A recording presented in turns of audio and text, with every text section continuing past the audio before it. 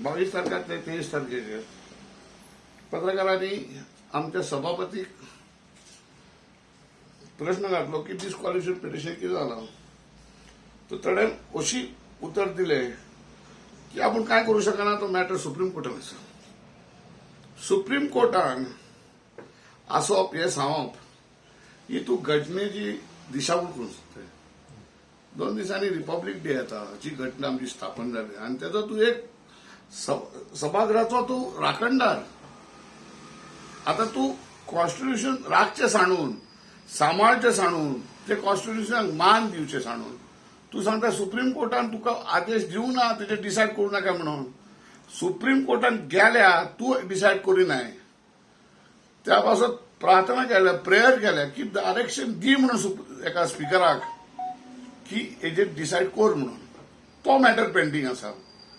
मग तूं सांगताय पळय तें अशें दिसता की सुप्रीम कोर्टान तुका बंद केला. असली घटनेची तुजो जी हक्क जी आसा तुवें तो सभागृहाचो पासून व्हॅल्यू खाला हाडलोय. आनी एक आश्चर्याचो गोश्ट येता की एकाय आमदारान हो प्रश्न काडूंक ना वयर. कित्याक इंटेलिजन्स ऑफ द हाऊस जे सगळे निवडून जे येयल्यात तिंची पासून तुवें दिशाभूल केली आनी तिंकाय मिसें समजूंक ना कितें, कांयच समजूंक ना कितें तें. काय ते कित्याक लागून तरी भियेतात कशें कितें म्हाका समजूंक ना तें. त्या पासत आमचे प्रार्थना आसा, म्हाजे प्रार्थना आसा की सभापतीन आपलो जी पोस्ट आसा कॉन्स्टिट्युशनल पोस्ट तेजो रेस्पेद आनी मान राखचो आनी घटनेचो दिशाभूल करूं नये. ते कितें उत्तर दी बिकॉज तो तुजो पावर जी आसा ते as per the constitutional powers आसा ते तुवें उजार करूंक जाय.